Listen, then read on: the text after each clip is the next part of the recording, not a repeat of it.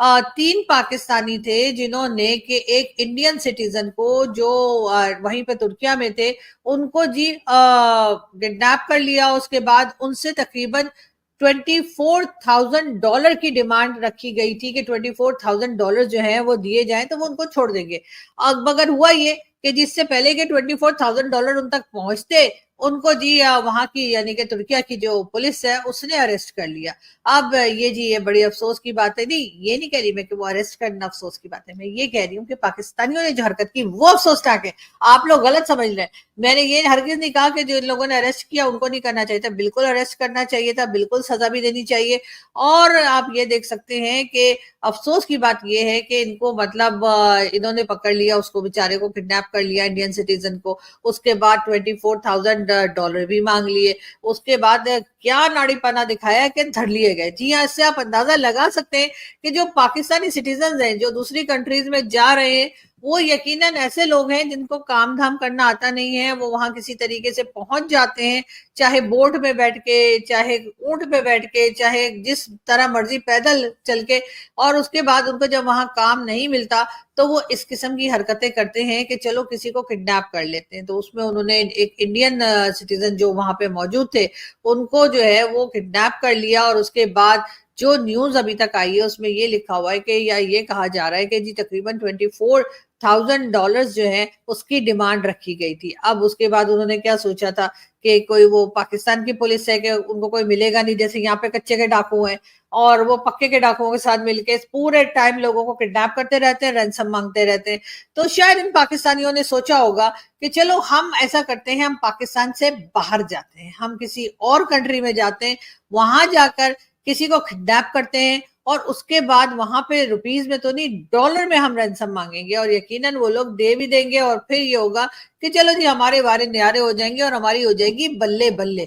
इसलिए इन्होंने जी किया ये कि इन तीनों ने जो है मिलकर ये तीन, अब इन तीनों की पिक्चर्स अभी तक मेरे पास नहीं आई है। अगर आप लोगों के पास हो तो खुद ही देख लीजिएगा या मुझे भेजिएगा, मैं आप लोगों को दिखा दूंगी। लेकिन हाँ ये जरूर है कि ये कोई पिक्चर आई है, मुझे नहीं पता कि ये जो रो रहे हैं ये किडनैपर हैं या ये जो रो रहे हैं ये वो हैं जिन्हें किडनैप किया गया था, आखिर ये हैं कौन।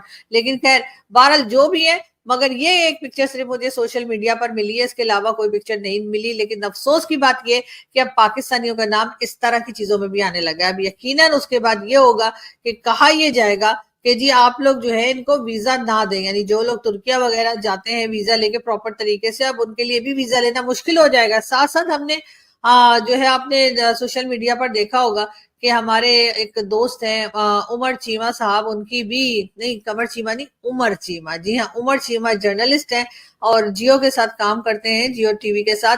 उनकी एक वीडियो जो है उसका क्लिप वायरल है, उसमें वो यही बात कर रहे हैं कि पाकिस्तान से जो पाकिस्तानी बाहर जाते हैं किसी भी कंट्री में, चाहे वो दुबई हो या कोई और कंट्री हो, तो उनको कोई काम वाम आता नहीं है, स्किल्स नहीं है और यही वजह है कि उनको वहां पर जॉब्स नहीं मिलती और वो बाहर जाकर भी परेशान ही रहते हैं।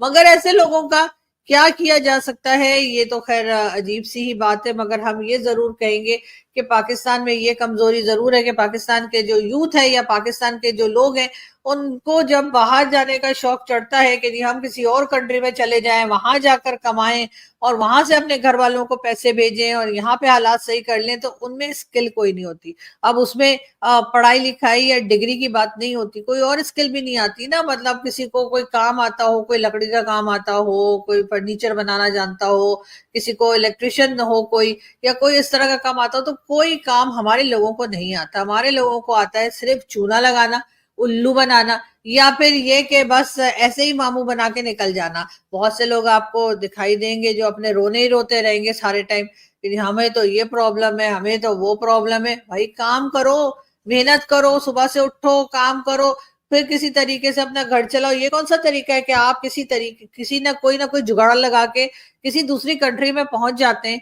और उसके बाद आप वहां पर जो है किसी किसी ना किसी को, चाहे वो अपनी कंट्री का हो चाहे किसी और कंट्री का हो, उन लोगों को आप लोग किडनैप कर लेते हैं और या उनके साथ कोई दो नंबरी करते हैं जिससे उनका पैसा आप छीन लेते हैं। तो ये चीजें करके पाकिस्तानी सिर्फ पाकिस्तान का नाम खराब कर रहे हैं और बाकी पाकिस्तानियों के लिए जो बेचारे यहाँ बैठे हैं, जो जाना चाहते हैं, ईमानदारी से काम करना चाहते हैं, उनके रास्ते बंद कर रहे हैं। बहरहाल ये 3 पाकिस्तानी जो हैं ये भी उन्हीं में लोगों में से हैं जो बाकी पाकिस्तानियों का रास्ता रोक देते हैं और उनका नाम खराब कर देते हैं। यानी इन्होंने जो है, मैंने जैसे आपको बताया और यकीनन आप लोगों ने सोशल मीडिया पर भी ये खबर देखी होगी, क्योंकि कई आईडीज जो हैं वो इस खबर को शेयर कर रहे हैं। उसमें खास तौर से कहिए कि हमारे इंडिया के लोग बहुत हैं जो जाहिर इस खबर को उठा रहे हैं, क्योंकि जाहिर एक इंडियन को जो है किडनैप किया गया था और ये हमारे यहाँ के भी जो बड़े न्यूज़पेपर्स हैं उसमें भी ये खबर आ चुकी है। और उसमें आप देख सकते हैं कि जी उन्होंने जो है वो ना सिर्फ ये कि उन बेचारे को किडनैप कर लिया, बल्कि बात इतनी आगे तक चली गई कि उनके घर वालों से कांटेक्ट भी करके और $24,000 भी मंगवा लिए। वैसे 24 क्यों, मेरा तो ख्याल है 30 भी हो सकते थे, 40 भी हो सकते थे, 20 भी हो सकते थे। 24 का क्या सीन है मालूम नहीं, लेकिन बहरहाल इन्होंने $24,000 जो है वो मांगे थे। और हुआ ये कि वो $24,000 तो ना मिले, लेकिन हाँ ये जरूर है कि ये अरेस्ट हो गए हैं।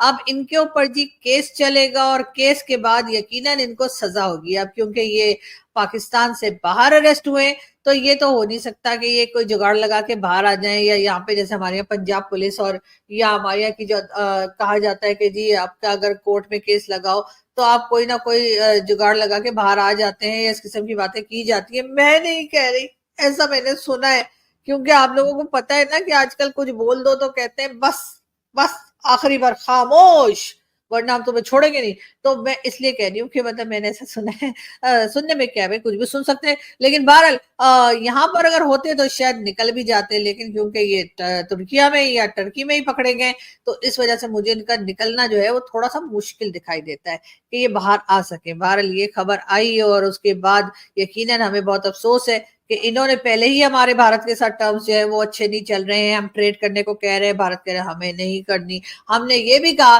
पहले कि जी हम 370 जब तक आप लोग दोबारा नहीं लगाएंगे हम ट्रेड नहीं करेंगे।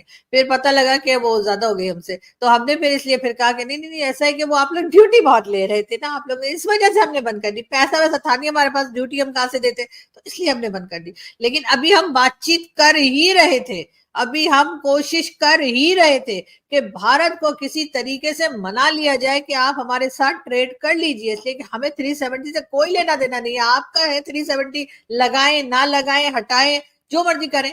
हमने तो जी वो ड्यूटी की वजह से जो है ना वो बंद कर दिया था, अपना ट्रेड बंद कर दिया था। वो इमरान खान साहब जो है ना वो ऐसी 370 कह गया, आपको तो पता है ना, खान साहब को कोई ज्यादा हो जाती है तो वो कुछ भी बोलते हैं, मतलब न्यूज ज्यादा हो जाती है तो वो कुछ भी बोलते हैं। तो इसलिए उन्होंने कह दिया कि 370 की वजह से मैंने ट्रेड बंद की है, लेकिन 370 की वजह से हमने हरगिज ट्रेड बंद नहीं की थी जी। हमें तो कोई लेना देना ही नहीं कश्मीर से। कश्मीर वो कहाँ है, और जम्मू कश्मीर है, अच्छा आपका आपके पास है, अच्छा हमें तो नहीं पता। लेकिन हमने उसकी वजह से बंद नहीं किया था जी, ट्रेड हमने इसलिए बंद कर दी थी क्योंकि हमें ये लगता था कि वो जो ड्यूटी आप लोग ले रहे थे 200% ड्यूटी ले रहे थे। आप लोग पता है, आप लोगों को इंसानियत होती है, मतलब हम इतने गरीब कंट्री, हम जगह जगह जाके पैसे मांगते रहते और आप जो है हमसे 200% ड्यूटी ले रहे थे। तो जाहिर है इस वजह से फिर हमने सोचा कि बंदी कर देते हैं ट्रेड, इसलिए कि चीजें ले उसके पैसे दें, उसके बाद 200% ड्यूटी भी दें। इतना पैसा तो हमारे पास था नहीं, हालांकि हमने बहुत लोगों से बहुत उधार ले रखा है, लेकिन फिर भी इतना पैसा हमारे पास नहीं था। सिर्फ इस वजह से हमने जो है ना वो ट्रेड बंद कर दी। तुर्की की पुलिस ने रविवार को घोषणा की कि उन्होंने एडिरने शहर में एक भारतीय नागरिक के अपहरण के आरोप में 3 पाकिस्तानियों को गिरफ्तार किया है। पुलिस ने कहा कि अपहरणकर्ताओं ने भारतीय व्यक्ति के परिवार से $24,000 के बराबर 20 लाख भारतीय रुपए की मांग की थी। तुर्की की मीडिया ने कहा कि राधा कृष्णन नाम का एक युवा भारतीय काम के लिए तुर्की आया था। वह इस्तांबुल के एक रेस्टोरेंट में बर्तन धोया करता था। खबरों के मुताबिक करीब 1 महीने पहले 3 पाकिस्तानी शरण चाहने वालों ने एक अनुवाद कंपनी में नौकरी दिलाने के बहाने राधा कृष्णन को एडिरने से फुसला कर ले गए और फिर उसका अपहरण कर लिया। युवक के एक दोस्त ने तुर्की पुलिस से संपर्क किया, जिसके बाद देश के सुरक्षा अधिकारियों ने एक ऑपरेशन के जरिए उसे एडिरने के एक घर से बचाया। तुर्की पुलिस ने मीडिया से बताया कि अपहरणकर्ताओं ने इस युवक के हाथ पांव बांध दिए थे और उसके परिवार को एक वीडियो भेजकर धमकी दिया करता था।